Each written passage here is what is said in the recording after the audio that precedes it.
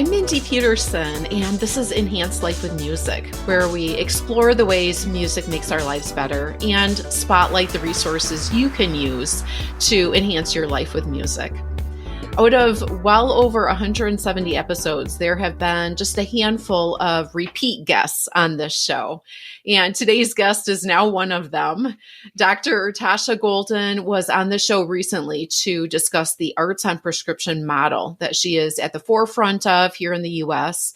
This model builds on the scientifically demonstrated health benefits of the arts and provides the infrastructure to allow arts activities, such as attending a concert, to be prescribed by your healthcare provider as part of your wellness plan.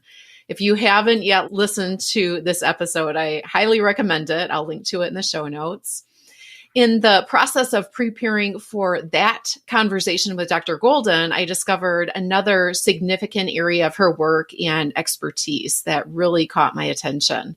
And that is a mental wellness training that she's developed called How We Human. It's the first training of its kind designed specifically for people in creative professions. The training recognizes the potent intersection of creativity and mental health. Before we jump into the discussion, I'll give a little more of an introduction of Dr. Golden. She is both an artist and public health scientist. She's a career singer-songwriter, director of research at Johns Hopkins University's International Arts Plus Mind Lab, and adjunct faculty for the University of Florida's Center for Arts and Medicine. Dr. Golden is an international speaker and consultant who helps leaders apply the science of creativity and well-being to grow their impact. Welcome back to Enhance Life with Music, Tasha. Oh, Mindy, it's so nice to join you again. Thank you so much. Of the many irons that you have in the fire, I know you are especially passionate about this one, the How We Human training. On your website, you say, as a musician whose touring career was ended by major depression, I know what it's like to have a dream and make a difference, only to wind up depleted. If only I'd known then what I know now. I've created the training I wish I'd had all along. Can you tell us a little bit, starting out here, about your background and what experiences led you to create this training? Yeah, thank you so much. Certainly the things that I'm doing now, while I love them very much, they were never the plan. From the time I was a really little girl, I wanted to be a singer-songwriter. I wanted to write songs and perform them. And I started doing that, as a teenager. I did it full time right out of undergrad. It's the only job that I thought that I would ever have. And, from the outside, things looked like they were going really well. I had songs in films and TV shows, and we were working with really amazing musicians, and just a big honor of my life to play for so many people around the world. But also at the same time, there were a couple things happening, like there were songs about my own history of major depression, about my family's history of domestic violence. And after shows, those were always the songs that people wanted to stay afterwards and talk about. And that has meant so much to me over the course of my life. It literally changed the trajectory of my career. The fact that people shared with me things that they had never shared with anyone before. But what I didn't realize in the midst of all of that was that I was trying to carry those stories and hold them and hold space for them without also having support for myself and knowing how to care for myself. So that was going on.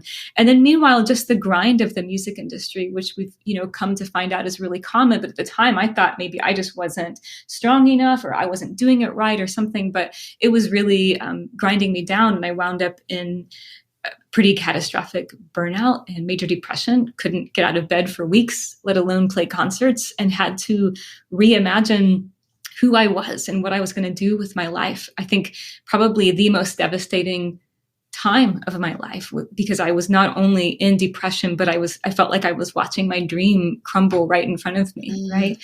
And I think after that, in the midst of depression, when you can't find interest in things, you don't know what you're going to do. The question that kind of kept coming back to me was, what was happening after these shows when people felt like they could tell me something they'd never told anybody else? What was going on? How could I learn more about that? And I wound up following that question into eventually my PhD in public health, where I'm researching how the arts and creativity affect health, and mental health in particular is a passion of mine. But also it became really important to me to think back on how could I have been better prepared? And then, what kinds of supports could have been useful to me? How can I offer those to other people in a similar situation, whatever their creative work might be? And I think I just need to say from the outset that there are so many people who work intensively with human beings all the time, including a lot of artists and performing artists. But we are not among the populations that people think of as needing or benefiting from trainings in mental health or trauma-informed practice. And I think that's a huge gap and a terribly confusing one to me. So it's been important for me to think about what could I have used, and then learning from the work that I've done with working with incarcerated youth and with researching more about these intersections of mental health and the arts to develop something that's really tuned in to creatives and to artists. Wow, that's beautiful to hear your story. And you do such a great job of pointing out on your website that arts-based spaces are often seen and experienced as safe spaces, which is fantastic. The arts are also inherently expressive. So participants and audiences tend to open up about their lives in these spaces. And a lot of them look to art as a way to cope, which it is really helpful to be used that way. And because of those facts, artists do regularly engage with people who open up about their challenges, and it puts artists in a position to help and support mental health needs. But like you said, that's not part of our training and equipping to know how to respond and how to respond safely and ethically above that to some of the situations and the stories that we come into contact with. And you point out, we might also wonder how to stay healthy ourselves. Yeah. So how do we care for yourselves? And I'm quoting from your website, you ask these questions. So how do we care for ourselves and continue creating safe, effective spaces for connection and creativity? This training answers that question. So tell us a little bit more exactly how We Human is designed for. I know it's creatives, nonprofit organizations, and you say change agents of all kinds. So can you expand a little on who the training is best tailored for? Oh, yes. I've had such an honor to work with a lot of different types of organizations, but a lot of them are arts organizations, or they're arts educators, music educators, performing artists that are sometimes come together as collectives and are seeking some training for their work. And where this originated from was I founded a program called Project Uncaged. It's a trauma-informed creative writing program for girls that are incarcerated. And in establishing that program, it was incredibly important, as you might imagine, working with that kind of population, to have some preparation and training in trauma-informed practices, but also to bring in some of my training and research in critical pedagogy and power sharing and how you amplify people's voices and make sure that the work that you're doing leads to equity and things like that. So as I developed that program, when I would have volunteers work with me, I developed a training for them to help them with these processes. And when the pandemic happened, some people had heard that I had some trainings related to this kind of work, trauma-informed practice in the context of the arts. And I started hearing from arts organizations all over the country, like, Tasha, our artists are really struggling themselves, but also at the same time, they are hearing from their communities, from their audiences, people who are just really having a hard time for a number of reasons. And we don't know how to help them. How can we support our artists as they're trying to support their communities, even while we are all kind of collectively suffering right now from this collective trauma? So that is when I developed this particular program, sort of drawing upon the work that I've done for years with Project Uncaged, and then expanding that to help artists of, in any genre who are working, as I say, sometimes working intensively with humans, or even, just every now and then, because like I say, in my training and in my work, it is just not possible to work with humans and not be encountering people who are having mental health struggles of some kind. And it is, it's not so much this idea of like, you better not as an artist be working with people without this preparation. It's more like you deserve support and preparation for that important role that you're playing in the lives of your students, your audiences, your community. And how can we get you that preparation so that you can feel more confident and more cared for, and also just have some tools at your disposal for certain moments that might be especially difficult or stressful or challenging in some way for you or the person that you're engaging with. I remember having a guest on this show quite a while back who was talking about some trauma informed music education Mm. principles. And I want to say that he said that of the US population, 1 in 6 of us have experienced significant trauma. And I imagine that statistic depends on exactly how you're defining trauma and if you're just looking at a certain age group or whatever. But Yeah. do you want to say anything? I know this wasn't in my talking points, but it just kind of popped into my mind as you were talking. Do you have any other statistics that you want to share just in terms of how prevalent trauma is in Oh, the US sure. or globally? Yeah, I mean, and trauma is its own specific kind of thing that people can define in multiple ways. Sometimes it's a little bit easier to talk about mental health in general because some people who are experiencing what I might define as trauma based on the research, they might not themselves report it as such because maybe it's like their common baseline and they've felt the same way for a long time and it doesn't strike them as trauma. This is a very subjective sort of experience in many ways. But yeah, the WHO, I think. Back in 2008, a really old study at this point showed that I think maybe 1 in 8 people had reported having a history of trauma. And I think we also know more broadly that in the music industry, as one example, 73% of people in the music industry reported a mental illness of some kind. And that's Oh, way above the wow. public average.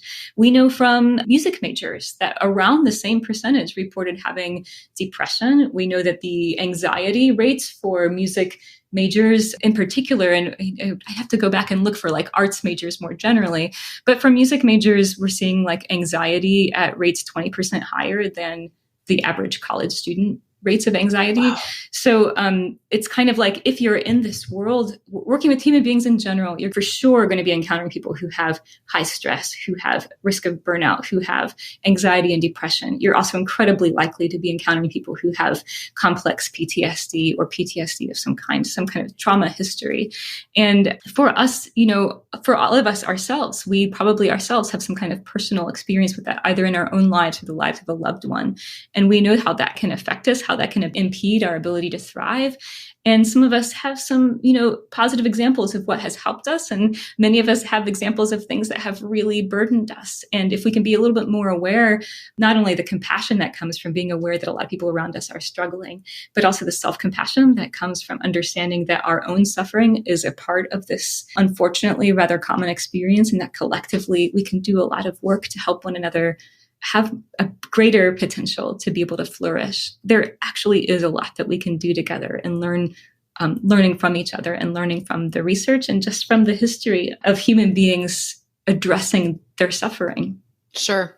Those statistics that you were mentioning with music majors and wow, I guess I haven't heard that statistic. That kind of blows my mind. And so definitely Yeah. want to come back to that later in our conversation when we're talking about what music department faculty members can sort of do with this Yeah. information and this training. But one other thought I wanted to mention too is I'm guessing that you probably also see really great results or could have a lot of demand with some other professions too that also have pretty intense involvement with people who are sharing burdens. Because I think back to even a doctor that I worked with and continue to work with, a functional medicine doctor who is just a brilliant and amazing. But I remember him mentioning to me that he sees a therapist because he works with so many people who are struggling with chronic illness and chronic conditions. And he's hearing their stories and their struggles, and he takes that on himself. Mm. And so he really needs, so that population, I think, would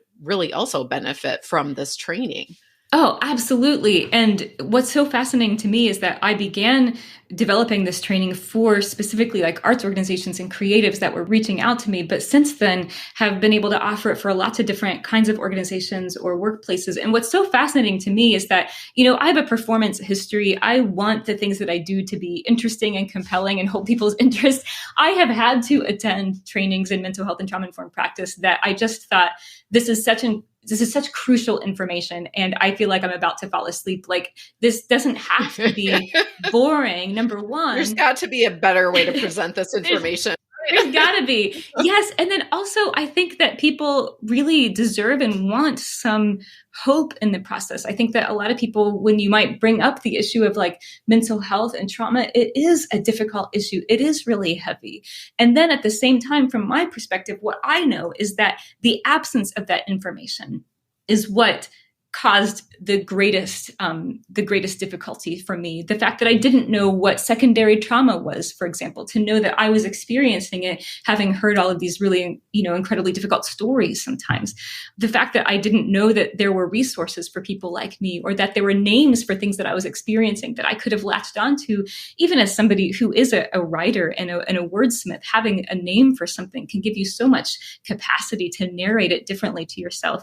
Anyway, that's just to say that I think what I've seen in trainings is that they become a kind of fountain of creativity, because once you have some words for things and once you make a space to have a discussion around it, there's a lot of opportunity to reimagine who you are and what you do in the context of like, okay, if this is kind of what the human experience includes and entails, the suffering isn't all that it is, but it does include suffering. If this is what we're looking at and this is what we're living, who am I and how can I imagine the work that I do as being part of a pathway for people to find themselves and find a way forward?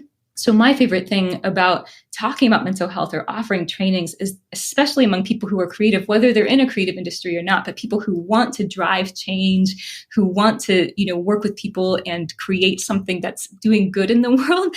For those kind of people, they usually leave the trainings with lots of ideas of how they can enhance their work or just feel more confident or create something new. And it's not like, oh, I have these ideas, but now I'm going to need a ton of funding and I'm going to need a whole bunch of resources. It's more like, how can we give you a lens to help you see your work a little bit differently? And then you have a lot of things that you can do with what you already have at hand. You just haven't thought of how to use it, of what to do with it. So that's one of my greatest goals, is to kind of get creative people off and running with some tools that'll help them do even more great work in the world.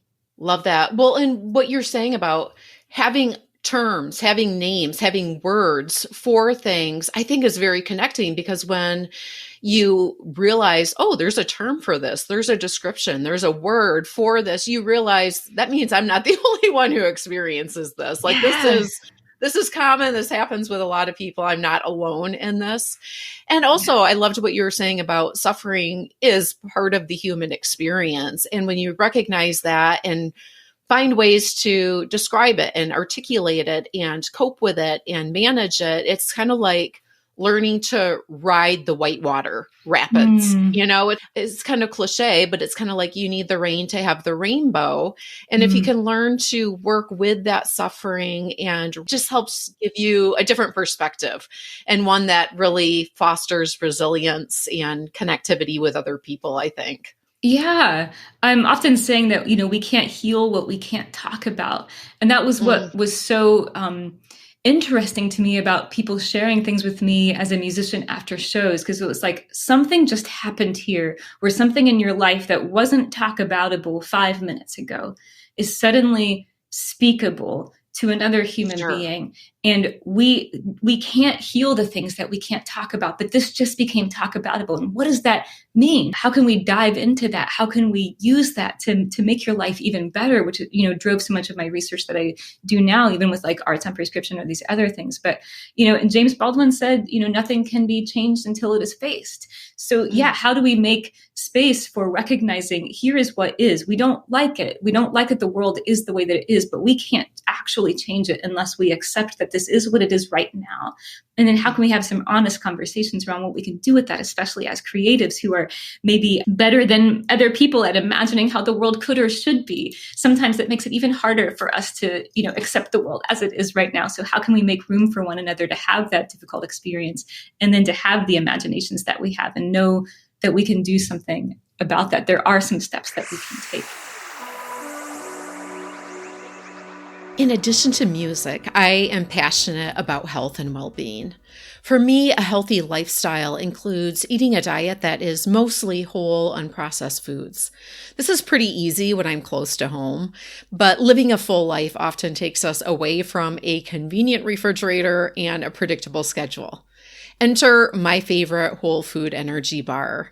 Jam Bar is a certified organic whole food bar, non-GMO and gluten-free.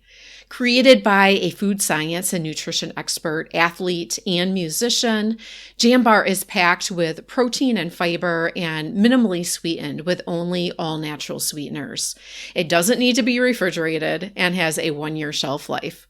These bars do not melt, freeze, or crumble, which means they can go from a day of ice skating in Minneapolis to a trip to the beach when I'm visiting my daughter in Florida.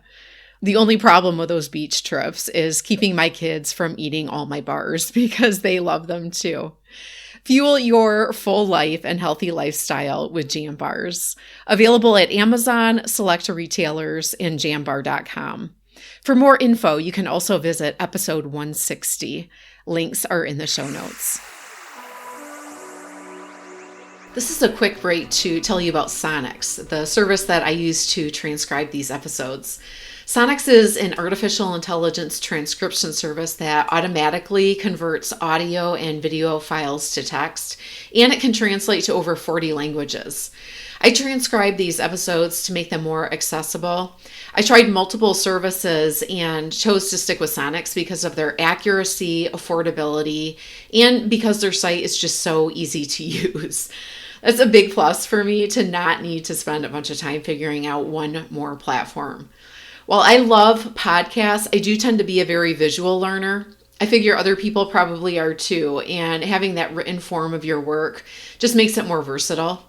Sonics transcripts make the most of your hard work and can increase traffic to your site.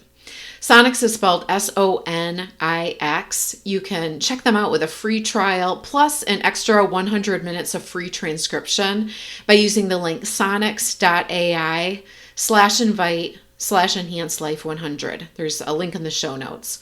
Again, it's spelled Sonix, and that link is sonix.ai/invite/enhanced-life100 for a free trial and an extra 100 minutes of free transcription. Well, tell us some more about what it is. What does the training look like? What does the process look like? Oh, well, it has been so far 2 90-minute sessions, virtual on Zoom. And of course, as you can imagine, it started that way because we were in the middle of a pandemic and everything was virtual. If you wanted to do anything, you were doing it virtually.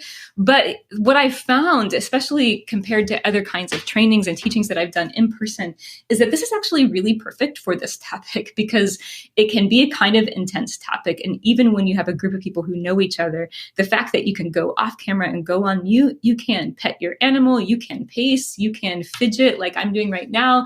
And nobody has to know that. You can cry and nobody's next to you being like, are you okay? Like maybe you're fine and you just want to cry for a second. Like nobody's going to bother you, you know? So we have kept it as a virtual experience even after people began doing it in-person events again. So it's 2 90-minute sessions. And the first one is really covering some basics of what mental health is, who is this for, who do we think benefits from trauma-informed practices. As a spoiler, you have to learn trauma-informed practice for yourself before you can practice it on other people. So we talk about that a lot in the first session. And the second session really gets into practical application for what does it actually look like to be trauma-informed, to especially using creativity in the arts to bolster people's mental health. And we also cover things that are so important that people don't think about, like how do you put boundaries in place and how do you accept the fact that you might have needs yourself that keep you from doing all the different things that you might want to do for the people that you work with and serve. You can't always say yes. So what are some boundaries and even scripts that you can put in place that could help you in those moments of high stress when you know that there might be a tension between caring for yourself and caring for others. So we try to do a sounds like great training for comprehensive parents and kids who are caregivers to their own parents. Mm-hmm. Great training for teachers in general. I mean, as you're talking about what you're discussing in these groups, I'm like, I don't know if I can think of a population that wouldn't benefit from that. It's true. I mean, so much of the, when I've been in trainings, it's been interesting how much it can seem like this is something that we're learning about for the people that we serve. And I love that. That's beautiful. And it's very it's very generous of people to want those trainings to be like, how can I be better at serving my students or my community or my patients or whatever the case might be. But it's also like, we will be able to sustain our own work over time and be able to continue showing up for other people in the ways that we want to only if we know how to apply these same things to ourselves. And it also helps to break down some of that unintentional, I think, savior complexes, or even just the way that we might inadvertently separate ourselves from people who have needs. We're like, I'm fine, I'm going to help other people. But we don't realize that that sort of mentality can affect the way that we treat other people. Like, oh, you're somebody who has needs, I don't have any, or I can ignore mine. And we don't realize how that sort of just very subtly affects how we connect with other people or don't. And so embracing our own needs, including for compassion and for boundaries, is so important. Make some space for that. You'll actually be much more freed up to care for the other people in your life. I know that you work pretty intentionally to help participants apply what you discuss and what they learn into their unique work. How big of a group do you typically work with? I mean, is this one-on-one? Is this you working with, say, all teachers who work in the same department? Or is it a pretty diverse group where you're having 10 participants from all over the globe, from the country, from different employers? How does that work? Oh, it has been kind of like all of these, Mindy. It's so fun. You know, some of the groups that I've worked with have literally been a group almost exactly like you described, 10 people that are all part of the same group, but they're all located kind of like around the world. And we find a Zoom time where everybody can join at the same time, or some people are getting the recording of it instead. And then there's also been times when I've worked with groups that are sort of like all of the arts educators for a school district. And that might be hundreds of people on at the same time, or, you know, groups of like 30 or 40 teaching artists that are engaged with a certain arts organization or things like that. So lots of different sizes of groups and lots of different ways that it gets configured. And we try to, leave time for breakout groups when that's applicable, for lots of Q&A time, depending on the group, and for people to be able to talk with one another when that's applicable. Sometimes, especially for neurodivergent participants, they're like, I just want to be able to come and learn. Give me some time to debrief, and then I want to engage with my colleagues about this, right? So we try to make it really tailored to the group and what's going to be most beneficial for them to really integrate what they're learning. Okay. I'm just going to read a few key takeaways from the training from your website. One is framework for trauma-informed practice for a safe environment, better understanding of mental health and its relationship to trauma, tactics for boundary setting, self-care and preventing burnout, tools for growing trust and collaboration, insights into how creativity and the arts boost collective healing and wellness. And it goes on, but those are just a few that I wanted to mention. In my day job, as you know, I work a lot with college music department faculty members who are working with and shaping the next generation of creatives. Mm-hmm. I know that you were a music major undergrad yourself. You've been a touring musician and faculty member. So you really bring unique perspective to this population. What do you want music educators to know about this intersection of creativity and mental health, and how can they best utilize the How We Human training? Music educators, I think when I talk with them, they are so, for anybody listening, you are so attuned, like, you know what you're seeing in your students. You know that you're seeing probably increasing rates of mental health concerns and students who are struggling. And what's beautiful for me, having a history of being, a music major, like my music professors were the people that I felt most known by, most seen by, the people who I was probably most likely to go to if I was having a personal issue that I, needed a trusted adult to talk to. And that continues to be the case for a lot of students. So I would, I would say, to the extent that that's challenging, that it's difficult to see students struggling so much and to not know what to say or do for them, to the extent that that might be what you're experiencing, that is normal. That is really common in the kind of work that you do. And you do need and deserve support for the role that you're playing in these students' lives. And it doesn't have to be, become a licensed therapist. You don't have to go back and get another degree or something like that. It can be as simple as getting some tools and then understanding some ways that you can care for yourself. Of course, a lot of music faculty have been through the process of being a music major themselves, or a musician performing, or they're still doing that. And the kind of stresses that can come with that. I think having an opportunity to get honest about it. Not necessarily like you have to be transparent and vulnerable with your colleagues or with me or with anybody else, but a chance to be honest with yourself about what you're experiencing and having some words to put to it and some tools to think through how you might approach that work more intentionally and more mindfully with more tools and kind of like research backed opportunities at your disposal. There's opportunity for this to become even more helpful for your students, but also for you yourself to be able to sustain the work that you hope to do and are already doing. Well, I think it would be so fantastic if music educators were able to get this training, and I'm sure they would leave inspired to incorporate it into their curriculum so that they can equip their students, the next music educators and the next music performers and creatives of our future, to have these tools in their tool set.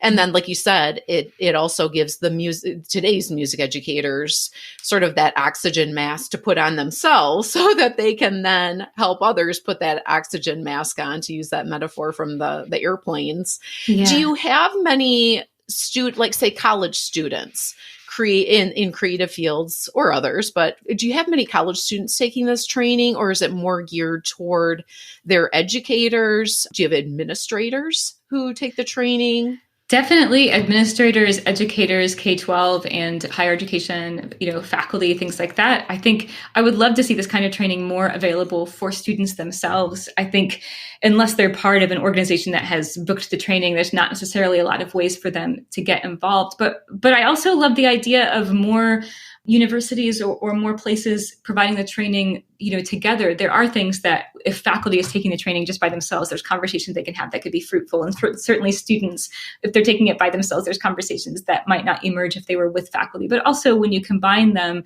especially if it's a field specific situation, like, music majors and their faculty together, I can imagine that being really generative for conversations around how music affects us. And, just as a quick example, we know from studies of music majors that the combination of how emotional music is, like in order to perform it well, you have to pour yourself into it emotionally.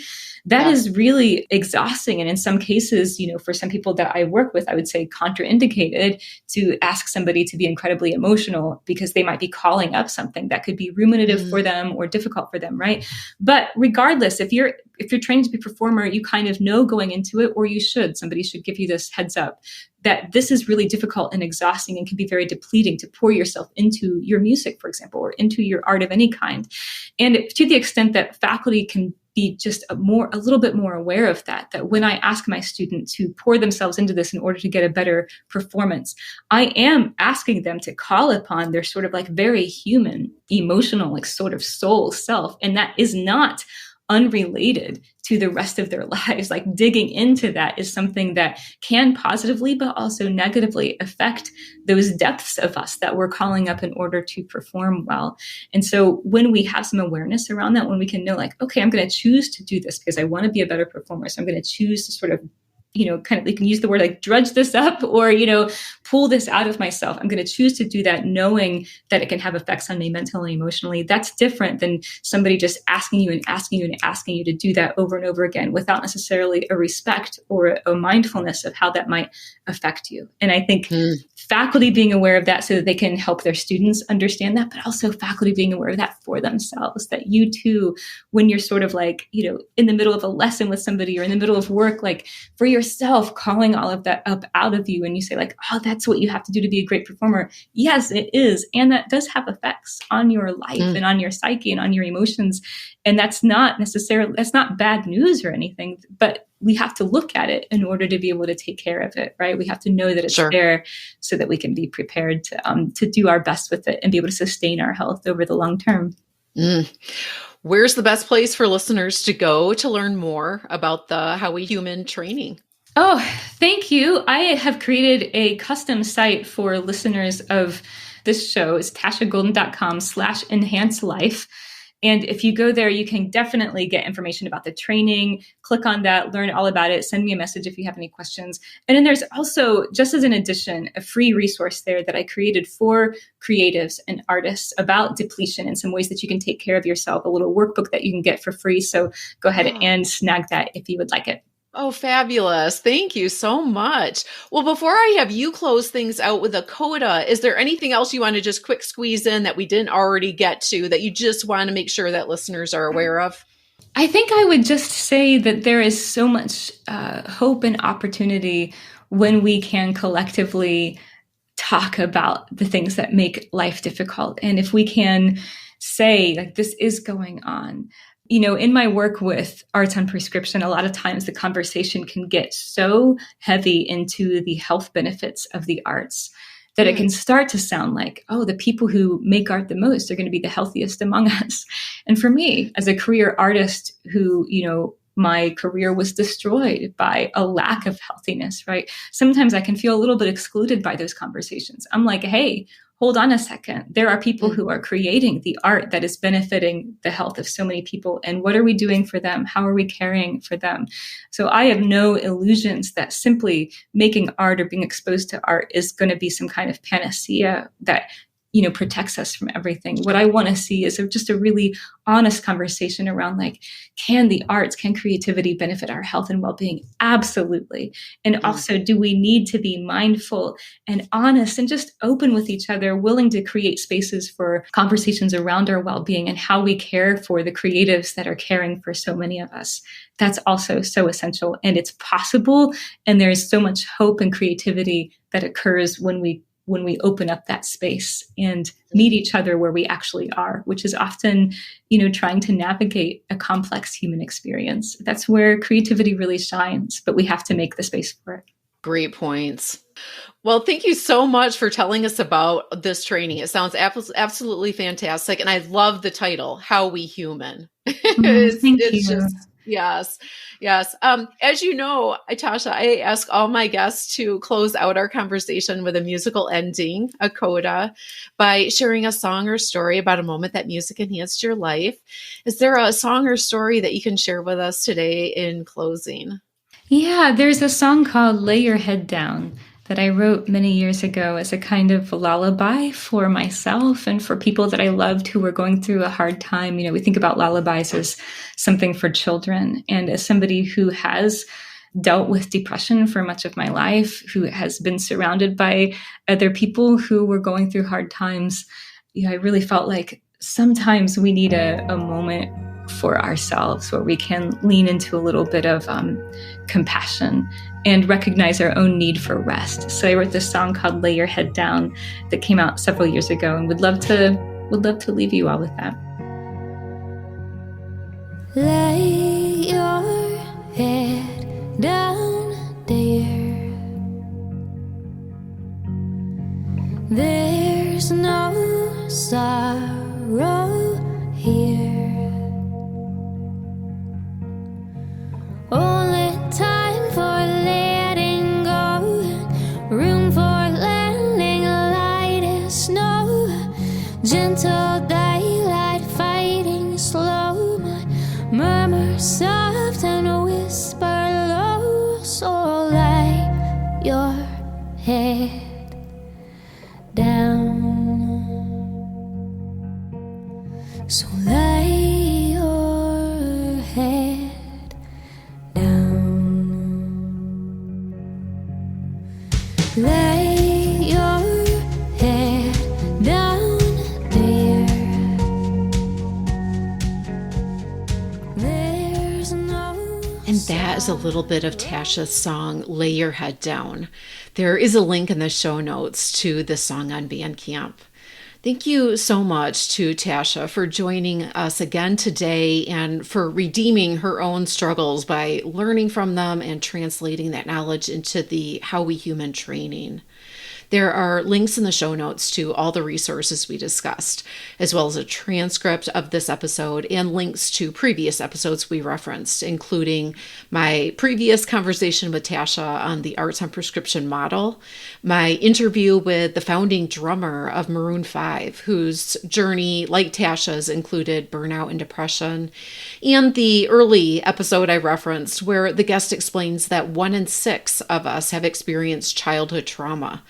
That is based on the Adverse Childhood Experiences, ACE study, and its results have led to trauma-informed approaches to education and medicine, among other areas. All Enhanced Life with Music episodes are evergreen, so check out the back catalog for more ways that music can make your life better. You'll find today's show notes at mpetersonmusic.com/podcast. This is episode 179. A link to the page is also in the episode details right in your podcast app. If you know of someone who would enjoy this episode, please share it with them.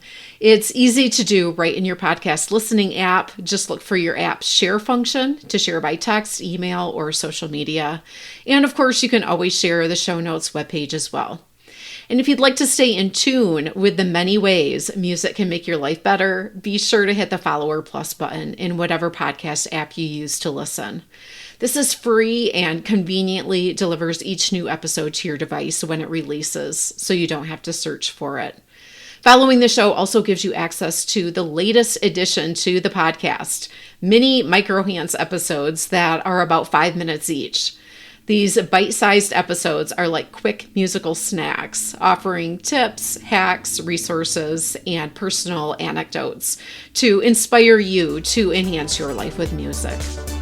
As always, you can connect with me on email, mindy@mpetersonmusic.com, Facebook, Instagram, Twitter, or LinkedIn. Until next time, may your life be enhanced with music.